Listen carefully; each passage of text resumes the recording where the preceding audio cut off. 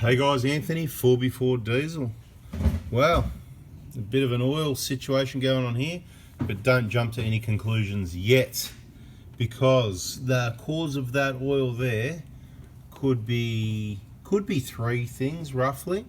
Could be the front of the valve cover leaking. Some people think that. I don't think so. Could be the cam seal leaking. I don't think so. I think oil changes, lots of oil changes are great, but you really got to make sure you get it in the hole. If you overflow it, it runs down there inside the cover, over the cover, and straight down there and makes a big mess. So we're not too sure what it is, other than it looks like the oil change mess, let's say. So we will monitor the situation as we pull everything apart and try and work it out as we go. The good news is it's going to get a new valve cover, it's going to get all new seals up the top, so that'll solve that problem. It's getting a BFE, so it'll get a new cam seal if there's oil in behind this timing cover. And yeah, if we don't see anything that we think it is, we'll just politely ask the client, as I'm asking you all, to be very careful when you pour the oil in the engine, or you better tell your vehicle technicians or mechanics how to do their jobs again, because this mess is completely unnecessary, very untidy, and bada bing. Is that the ones that he says you got to do it to, what is it, 25? Bloody dreaming. 16, mate, 16. It's a hollow bolt, people.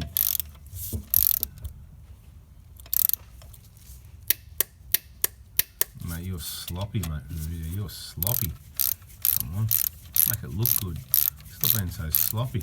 You always do your best work when you're not on camera. What do you want to say something to? I think you had too many beers last night. How many beers, mate? How many beers last night?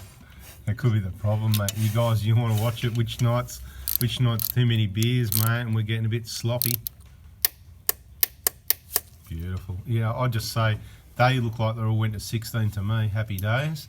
And don't forget that one at the back, always lucky last, down to 13. Okay. So what's this one? 23 as well, wasn't it? 13. 13? You sure? The guy in the video said 23, mate. So he's telling everyone double. Man, the engineering of these vehicles must be good to put up with people's mistakes like that.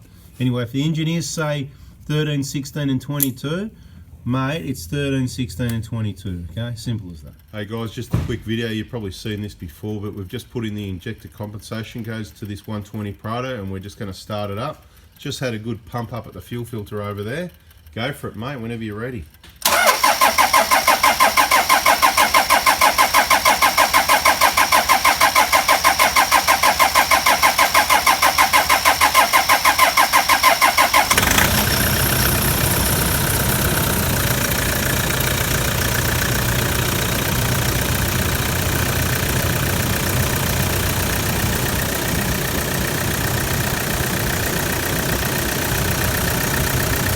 That's how long it should take to start, and we've just reversed it out of the workshop so that we're not breathing the diesel fumes. Hopefully that's helpful for you. This video is going to have a few little tips, and they're going to be short little tips, and we'll put it together like a jigsaw patchwork. This is the one with that oil leak we talked about. We've done the injector replacement side of the work. Obviously we haven't cleaned it up yet. Doing a BFE on it now, so we're going to get in there soon and have a bit of a look around and see if it's the seal leaking or what else we found. People, it's had an engine or an engine rebuild. We're not sure of the details, whether it's a new engine or rebuild, long motor, short motor. The other thing I just want to mention at this point is most of the Prados generally will have already have a two-piece water pump, so the BFE job isn't as big, labour intensive compared to most of the Hiluxes are going to have a one-piece water pump. So you know, you've got all that work of taking off the compressor here, the alternator, of course disconnect the battery first, the whole tension, everything's got to come off the whole airbox. So a fair bit more work involved in doing a Hilux BFE than a Prado BFE, just sort of mention that. We'll show you later when we get to it what this oil leak might be. Oh my god, what a nightmare. This is going to be a nightmare to try and clean up this. I mean, we can't actually really clean it up. Now we're going to tell you why this has all happened. Now I said this cracked the piston at 113k, and I think we all know the reason is going to be it had a chip or a tune or a whatever the case. Probably a chip back in the day when that happened. They were very popular. Most people have got rid of them now. I don't think there's any chip or anything on here now that we can see anything, but we should check, but no, I don't think so. I haven't really checked that, but there's some other bits and pieces. What's that over there? Is that rust protection? I'll check that out later, but anyway, The reason this is all happening is most likely because it didn't get a long motor. It probably got a rebuild, and there you have your problem, right? Because all this stuff happens when people touch things. So look at all this mess of oil down here. It's like, you know, I said, is it someone overflowing the oil? We've done the valve cover, that's all good. You can see oil down from there, but see how there's oil on there. I know the lighting's not that good, but because I didn't bring a light, we're outside, but it's bloody cloudy. I thought normally there's heaps of light out here. But see, there's oil, it's wet underneath. These are the ones that you're going to be changing the cam seal. See the oil under there? So I'll get a light for the next part of the video. We'll change the cam seal now. There's a few people around that have trouble changing cam seals, like they change it and it leaks still. You've got to make sure you've got the genuine seal, you've got to make sure everything's clean, you've got to make sure it's sitting square in the right place, and you've got to make sure you haven't damaged the camshaft, of course. So if you've done that, that could be trouble. You might be able to clean it up with some wet and dry, but once there's a mark in there, let's just say not good. But a new seal fitted correctly still should seal, in my opinion. So we're going to do the cam seal, of course, as part of this BFE, which we don't always do because it's a situation of if it ain't broke, don't fix it. And another little important thing I need to tell you about, I'm going to do a quick inspection on the radiator because, see, there's nothing to be seen really there or there, but typically this is where they leak, and you can see there's your leak right there. So this is all typical. We'll just have a bit of a look around this side as well. Right, nothing to see here. Even down to the bottom looks all right. Now you can have a little panic and go, well, you know, I need a new radiator, right? But what I'm going to tell you is that's probably been like that for years, and it'll probably stay the same for years. So we actually haven't got time to source a radiator and replace the radiator. But that's not a big deal because, like I said, it's been like that a long time. It'll stay like that a long time.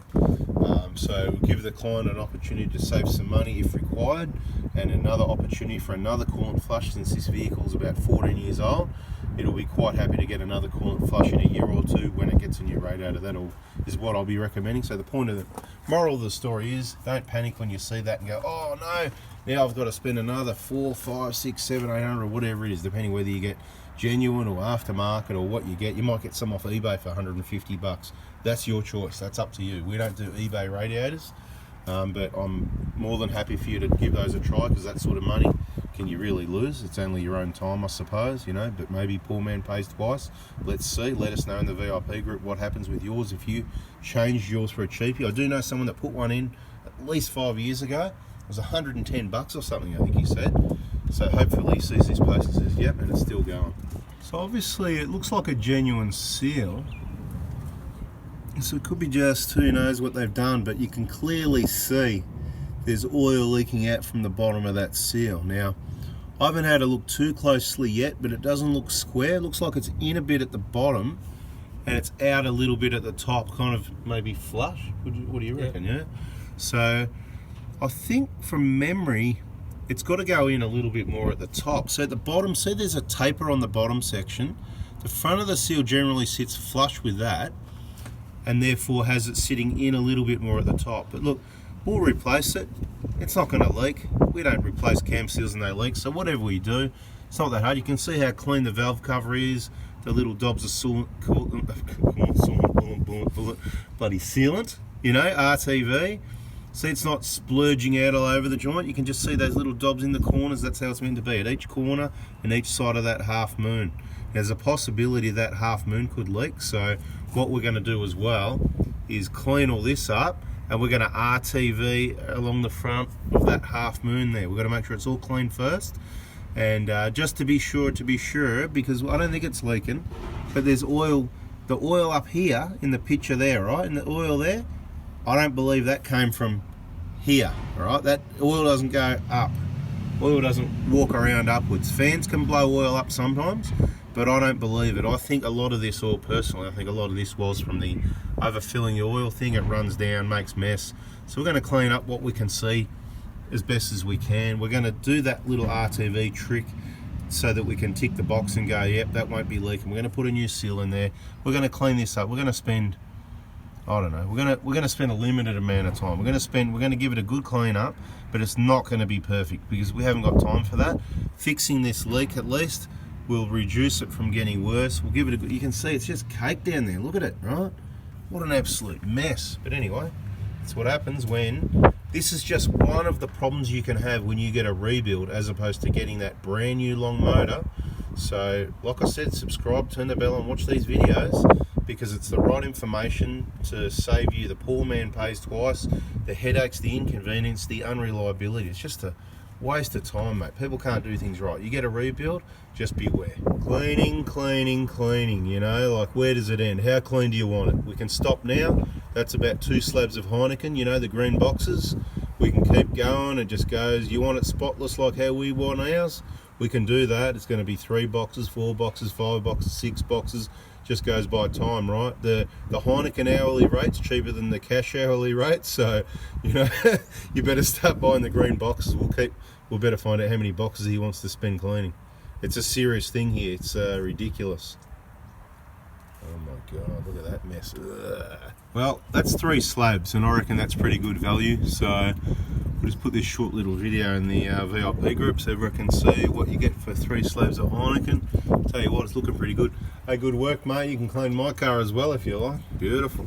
Alright, so a few bits and pieces in this video. I think that's about it. This is now clean enough that we can get the water pump off. We didn't want to clean any of that with the water pump off and risk that getting into the cooling system because it would be open. So we're going to obviously do that. We've got to get this seal. It's clean enough to get this seal changed. We're still going to do that. A bit of cleaning around there. We're going to add that RTV. But you see what I mean now? It's clean enough to work on. You know, there's a bit of gunk still up in there, but you get that. You know, 3 slabs. You want more? It's 4 slabs, 5 slabs, 6 slabs. I think it's pretty good value, really. I mean, you know. Anyway, we've still got to reverse flush the radiator and do the rest of the cleaning, all the other stuff we do in the BFE. So we'll put this one into, if I remember, I'll put this one in the BFE playlist as well. Maybe, maybe not, I don't know. Anyway, that's the video, guys. Like it, subscribe, turn the bell on, catch you on the next one. See ya. Hey peoples, just wanted to let you know we don't keep replacement diff plugs in stock. We might have 1 or 2, but you know, that counts as none. That's like an emergency one. So anytime you're coming into the Prado Hospital or any of the workshop partners, it's probably a good idea, like you've had your plate with the 7mm hole in your keyring or whatever, so it comes in handy, because we don't buy, sell, all install, you know what I mean? We don't buy or sell those, right?